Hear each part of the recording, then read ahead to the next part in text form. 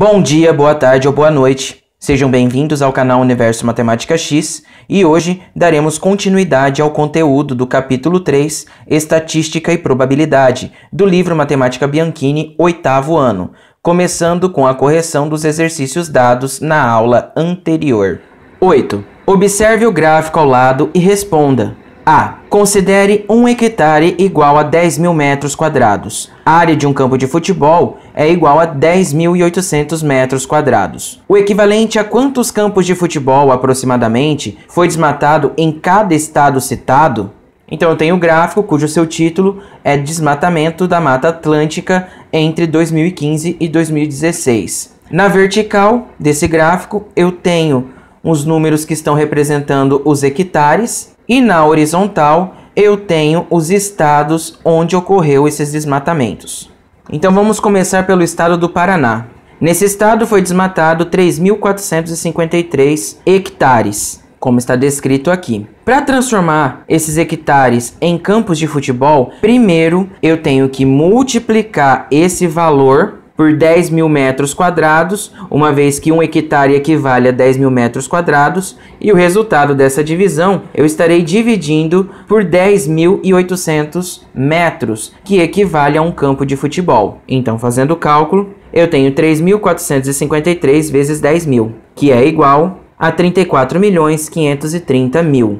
Esse valor será dividido por 10.800 metros quadrados, que equivale a um campo de futebol, como vimos anteriormente. Esse resultado será aproximadamente a 3.197,222222 campos de futebol, porque aqui eu acabo caindo em uma dízima periódica. Então, o Paraná teve aproximadamente 3.197 campos de futebol desmatados da Mata Atlântica. No próximo estado, temos a Bahia. Na Bahia foram desmatados 12.288 hectares. Multiplicando isso por 10.000, temos o valor de 122.880.000 metros quadrados. Irei dividir isso por 10.800 metros quadrados, que equivale a um campo de futebol. 122.880.000 dividido por 10.800 é aproximadamente 11.377,77777, cai também numa dízima periódica, campos de futebol. Então a resposta aqui fica sendo que a Bahia tem aproximadamente 11.377 campos de futebol desmatados da Mata Atlântica. Próximo estado, Piauí. Ele teve 3.125 hectares desmatados. Multiplicando isso por 10.000, temos o valor de 31.250.000 metros quadrados. Esse valor será dividido por 10.800 metros quadrados. 31.250.000 dividido por 10.800 será aproximadamente 2.893,518518 e cai numa dízima periódica aqui também. Então, o Piauí, ele teve aproximadamente 2.893 campos de futebol desmatados da Mata Atlântica. E o último estado, Minas Gerais. Foi desmatado 7.410 hectares, que iremos multiplicar por 10.000 metros quadrados. Isso será igual a 74.100.000 metros quadrados. Divido agora por 10.800. 74.100.000 dividido por 10.800 será aproximadamente 6.861,11111 e cai novamente numa dízima periódica. A resposta então fica sendo que Minas Gerais terá aproximadamente 6.861 campos de futebol desmatados da Mata Atlântica. B. Construa um gráfico de barras com os dados obtidos do item A. Todo gráfico tem que ter um título. E o título desse gráfico ele será Equivalência entre a quantidade de campos de futebol e o desmatamento da Mata Atlântica. E tenho esse gráfico aqui. Desse lado eu vou ter os estados e aqui representando os campos de futebol. Tenho representado aqui o estado do Paraná, que teve 3.197 campos de futebol desmatados. Depois vem a Bahia, que está aqui, com 11.377 campos de futebol. Depois Piauí, com 2.893 campos de futebol. E por último, Minas Gerais, com 6.861 campos de futebol desmatados. 10. Observe o mapa e a tabela a seguir. Então eu tenho as regiões brasileiras destacadas aqui com cores diferentes. E depois eu tenho a área das regiões brasileiras, só que numa tabela. Desse lado, todas as regiões do Brasil, que é o Norte, Nordeste, Sudeste, Sul, Centro-Oeste, e a área que é dada em milhões de quilômetros quadrados de cada uma das regiões do Brasil. A. Construa um gráfico de colunas que apresente a área de cada região brasileira. O título do nosso gráfico será Área das Regiões Brasileiras. E tem um gráfico. Na vertical, eu tenho a área dada em milhões de quilômetros quadrados. E na horizontal, eu tenho as regiões do Brasil, representadas por Norte, Nordeste, Sudeste, Sul e Centro-Oeste. O valor em milhões de quilômetros quadrados da região Norte, se eu observar na tabela, é de 3,85. Coloco esse 3,85 em cima da barra que representa a região Norte. Agora a região Nordeste é essa barra. O número que a representa, 1,55 milhões de quilômetros quadrados. A barra que representa a região Sudeste é essa. E o seu número é 0,92 milhões de quilômetros quadrados. Região Sul, o número que representa é 0,58 milhões de quilômetros quadrados. E a região Centro-Oeste, 1,60 milhões de quilômetros quadrados. B. Construa um gráfico de colunas que apresente a quantidade de estados de cada região brasileira. O título do nosso gráfico será Quantidade de estados por região brasileira. E o nosso gráfico fica assim. Na vertical, os números que representam as quantidades de estados e na horizontal, as regiões do Brasil, Norte, Nordeste, Sudeste, Sul, Centro-Oeste. Nesse gráfico não há necessidade de você escrever o número acima de cada barra, uma vez que são unidades exatas, diferente do que acontece aqui no gráfico da A. Então o Norte ele tem 1, 2, 3, 4, 5, 6, 7 estados. Então construímos uma barra até o nível do 7. Tem 1, 2, 3, 4, 5, 6, 7, 8, 9 estados. Então construímos a barra até o nível do 9. Sudeste, temos 4 estados. Região Sul, 3 estados. Região Centro-Oeste, 3 estados também.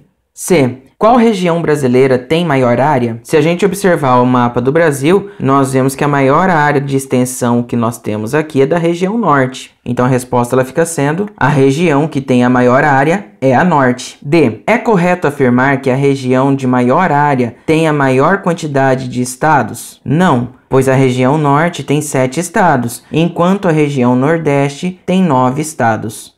11. A consultoria economática realizou uma pesquisa para verificar o lucro de algumas empresas brasileiras que possuem ações negociadas na Bolsa de Valores. Os dados obtidos foram registrados no gráfico de colunas a seguir. Então eu tenho esse gráfico aqui. Agora faça o que se pede. A. Construa um gráfico de linha com as informações do gráfico acima. Como título do nosso gráfico, temos lucro de algumas empresas em bilhões de reais. Na vertical, eu tenho os números que representam o lucro e na horizontal, eu tenho os anos que isso foi ocorrendo. E faço esse gráfico de linhas que está representado aqui nessa correção. Observe que os pontos desse gráfico de linhas, ele está o mais próximo possível do ponto original na qual eu tenho esse valor. Então eu tenho um espaço de 10 até 15 e eu tenho um valor de 11,7. 11,7 está próximo do 12. Então se eu separar isso em 5 repartições, ele estará muito próximo do 12. A mesma coisa acontece com os demais valores que estão aqui.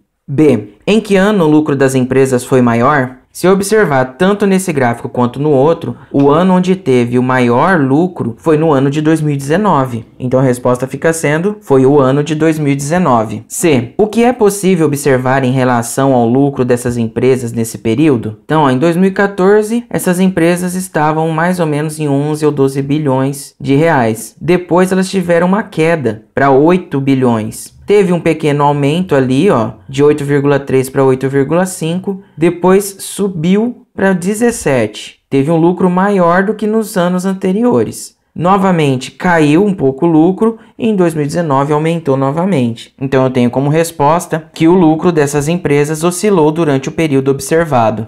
12. Veja no cartograma a previsão meteorológica para a região Centro-Oeste no dia 29 de setembro de 2017. Então eu tenho um cartograma aqui, cujo seu nome é temperatura em graus Celsius e condições do tempo na região centro-oeste. Tenho o que está acontecendo em cada capital da região centro-oeste, inclusive Distrito Federal, que é Brasília, e a legenda das condições de tempo, logo aqui abaixo. A. Para qual capital foi prevista a menor temperatura mínima? Cada capital ela teve uma temperatura mínima e uma temperatura máxima. No Mato Grosso, em Cuiabá, eu tenho 23 graus de mínima e 28 de máxima. Em Campo Grande, no Mato Grosso do Sul, eu tenho 18 graus de mínima e 24 de máxima. Em Goiânia, em Goiás, eu tenho 17 graus de mínima e 28 graus de máxima. Já no Distrito Federal, que é em Brasília, tenho 16 graus de mínima e 28 graus de máxima. Como a pergunta quer apenas a menor temperatura mínima, tenho como resposta Brasília, com mínima de 16 graus Celsius. B. E qual terá a menor temperatura máxima? Então a máxima de Cuiabá é 28, a máxima de Campo Grande 24 graus, a máxima de Goiânia 28 e a máxima de Brasília 28 também. Então a menor temperatura máxima que eu tenho é a de Campo Grande. Minha resposta fica sendo Campo Grande, com máxima de 24 graus Celsius. C. Qual foi a maior temperatura prevista? A maior temperatura prevista que tivemos foi em Cuiabá, em Brasília e em Goiânia, com 28 graus Celsius em cada uma. Então a resposta fica sendo: a maior temperatura prevista foi de 28 graus Celsius.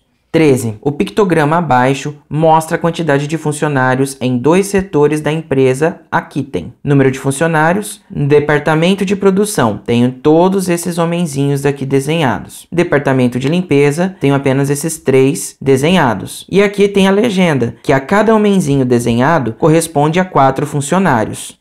A. Quantos funcionários trabalham no departamento de produção dessa empresa? Então, eu tenho o departamento de produção. Eu tenho 1, 2, 3, 4, 5, 6, 7, 8, 9, 10, 11, 12, 13, 14, 15, 16, 17, 18 homenzinhos desenhados. Então, anoto 18. E vou multiplicar isso por 4 funcionários, porque cada desenho desse refere-se a 4 funcionários. Resolvo essa multiplicação. 4 vezes o 8, 32, sobe 3. 4 vezes o 1, 4. Mais 3, 72. Trabalham no departamento de produção 72 funcionários. B. Quantos funcionários trabalham no departamento de limpeza? Tenho representados aqui 3 homenzinhos. Então, tenho que fazer 3 vezes o 4, que é igual a 12. Então, minha resposta fica sendo: trabalham no departamento de limpeza 12 funcionários. C. É possível construir um gráfico de setores para essa situação? Não, pois não sabemos o número total de funcionários dessa empresa. Sabemos apenas de 2 departamentos dessa empresa, que é o departamento de produção e o departamento de limpeza. Não há em nenhum momento nesse problema descrito se há mais outro departamento ou se tem outros tipos de funcionários registrados nessa empresa. 14. A crise hídrica atingiu diversas regiões do Brasil em 2014 e 2015. Veja a seguir o nível dos reservatórios por região brasileira, medidos ao longo de 2014 até 18 de janeiro de 2015. Na cor laranja, temos a região sudeste representada. Na região norte, temos a cor azul representada. Na região sul, temos a cor verde representada. E na cor lilás, temos o nordeste representado. A. Em dezembro, os reservatórios da região sul atingiram o menor nível do ano. Então, se nós observarmos, eu tenho que esse último risquinho aqui, ó, representa janeiro de 2015. No caso, até 18 de janeiro de 2015. O anterior a ele representa dezembro. Esse é o ponto onde se encontra essa linha que representa o sul. Se em dezembro a região sul se encontra aqui, no nível do reservatório, isso não significa que é o menor nível do ano, porque o menor nível do ano se encontra nesse ponto aqui, que foi em fevereiro de 2014. Então, a minha resposta ela fica sendo não, pois em fevereiro de 2014 o nível dos reservatórios estavam menores. B. Em 2014, qual região obteve o menor nível de seus reservatórios? Podemos afirmar que os reservatórios dessa região também apresentam menor volume de águas disponível?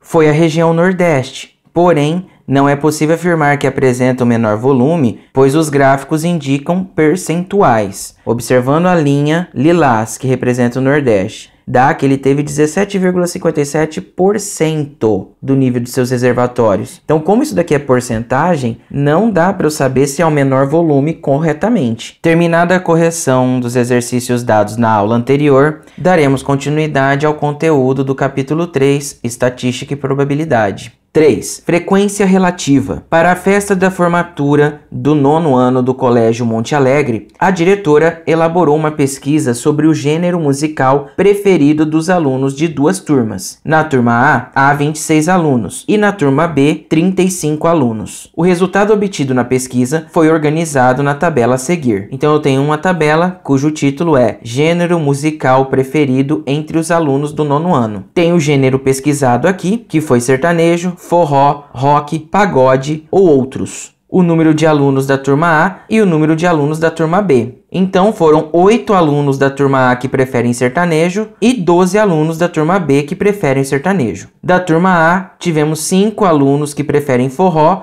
e da turma B, 8 alunos que preferem forró. Da turma A, tivemos 10 alunos que preferem rock e da turma B também 10 alunos que preferem rock. Da turma A, tivemos 1 aluno que prefere pagode e da turma B também 1 aluno que prefere pagode. E da turma A, teve 2 alunos que preferem outros tipos de música e da turma B, 4 alunos que também preferem outros tipos de música. Somando todos os alunos pesquisados da turma A, temos 26 alunos. E somando todos os alunos da turma B, temos 35 alunos. Ao observar os resultados da tabela, é possível afirmar que os gêneros rock e pagode têm a mesma preferência nas duas turmas? O número de vezes que um dado se repete em uma pesquisa é chamado de frequência absoluta. Então reparem, tanto em uma turma quanto em outra, para rock, repetiram os números, pagode também. Apesar de os dois gêneros musicais apresentarem a mesma frequência absoluta, número de alunos, nas duas turmas, a preferência de cada tipo de música não é a mesma, pois as turmas não têm a mesma quantidade de alunos. Vamos analisar os resultados em relação ao rock e ao pagode, respectivamente. Na turma A, temos 10 alunos que curtem rock e 1 aluno que curte pagode, em um total de 26 alunos. Na turma B, temos 10 alunos que curtem rock e 1 aluno que curte pagode, em um total de 35 alunos. Assim, percebemos que só é possível comparar a preferência de um gênero musical entre essas turmas se observarmos a razão entre o número de alunos que preferem esse gênero e o total de alunos da turma. Essa razão, em estatística, é chamada de frequência relativa. A frequência relativa, FR, geralmente apresentada na forma de porcentagem, é dada por frequência relativa é igual a frequência absoluta dividido pelo total de elementos. Vamos calcular a frequência relativa para cada um dos gêneros musicais. Veja. Turma A, sertanejo. Então eu tenho 8 alunos que gostam de sertanejo dessa turma A. Vou dividir por 26, que é o total de pessoas que estudam nessa sala. Fazendo essa divisão, eu chego no valor aproximado de 0,31, que equivale a 31%. No forró, eu tenho 5 alunos que gostam de forró. Dividindo por 26 alunos da sala, tenho 0,19, que equivale a 19%. Rock, eu tenho 10 alunos que gostam de rock, que vou dividir por 26 alunos. Essa divisão vai dar um valor aproximadamente de 0,38, que equivale a 38%. Pagode foi apenas 1 aluno, então 1 dividido por 26 é igual a 0,04, que é igual a 4%. E outros tipos de música foram 2 alunos. 2 dividido por 26 é aproximadamente 0,08, que será igual a 8%. Na turma B, nós temos 12 alunos que gostam de sertanejo. Só que o total de elementos, ou seja, o total de alunos dessa turma é 35. Então eu tenho que fazer 12 dividido por 35, que vai ser aproximadamente 0,34, que é igual a 34%. Forró foram 8 alunos. 8 dividido por 35, 0,23. Ou seja, 23%. Rock foram 10 alunos de 35. 10 dividido por 35, 0,29, que é igual a 29%. Pagode foi 1 aluno. Então, 1 dividido por 35 é igual a 0,03, que é igual a 3%. Então, olha só, 1 aluno referente a pagode na turma A representa 4%.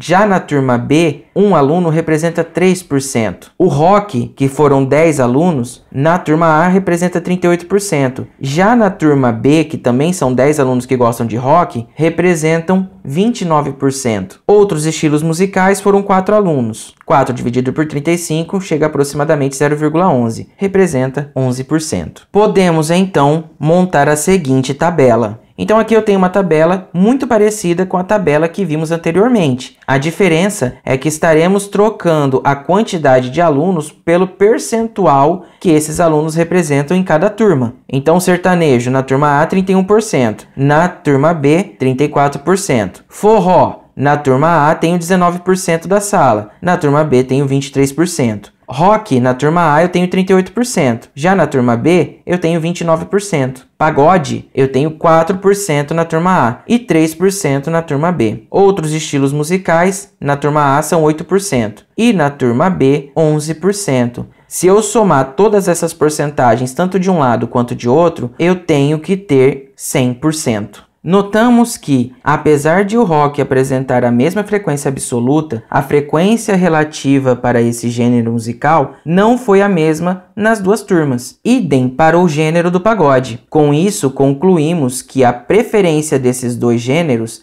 não é a mesma das duas turmas. Considere a situação a seguir. O departamento de qualidade de uma empresa testou a massa, em grama, de um lote com 50 pacotes de farinha, supostamente de 1 kg, e construiu o rol. Então, ele foi pesando pacote por pacote desses 50 aqui que estão sendo testados. Em um pacote deu 940 gramas, no outro deu 945 e assim por diante. Vários pacotes tiveram peso abaixo de 1 kg. Outros pacotes tiveram pesos iguais a 1 kg e outros pacotes tiveram peso superior a 1 kg. Para ter uma ideia melhor da distribuição de frequência, a pesquisa reuniu esses valores em grupos de amplitude igual a 25 gramas. A esses grupos chamamos classe. Nesse caso, cada classe constituirá um conjunto de números de A até B, incluindo A e não incluindo B. Veja a tabela de distribuição de frequência em classes. Então eu tenho a tabela, cujo título é Testes em pacotes de farinha, e aqui a massa, que é em grama. Então a classe de A até B, de 925 gramas até 950 gramas.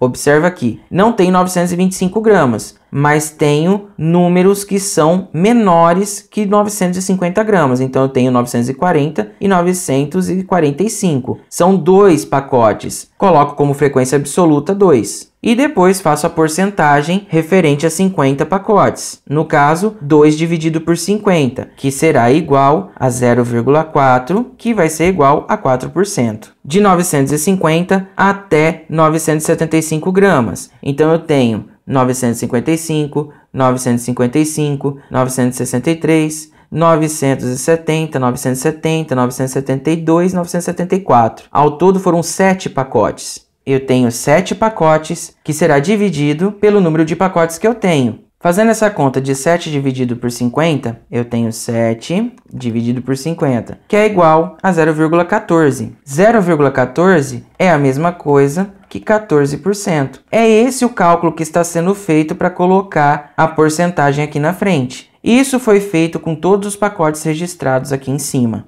até concluir toda essa tabela. Então, de 975 até 1000 gramas, eu tenho 15 pacotes, que irá representar 30%. De 1000 gramas até 1025 gramas, eu tenho 23 pacotes, que representa 46%. E de 1025 gramas até 1050 gramas, eu tenho 3 pacotes, que representa 6%. Somando toda a minha porcentagem, tem que bater 100%. Somando todos os pacotes representados aqui, tem que dar 50 pacotes, uma vez que temos apenas 50 pacotes sendo contabilizados aqui. Analisando a tabela, em relação à marca estabelecida de 1 kg, podemos concluir que, em 76% dos pacotes, o erro é menor ou igual a 25 gramas. E que em 48%, ou seja, 4% mais 14% mais 30%, estão abaixo, e 52%, que representa 46% e 6%, estão acima do peso que é dito no pacote.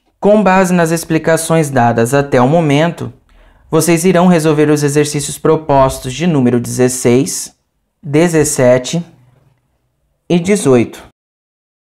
Bem, pessoal, chegamos ao final de mais uma explicação. Espero que vocês tenham compreendido. Na próxima videoaula, eu posto a correção desses exercícios. Então, até a próxima e tchau!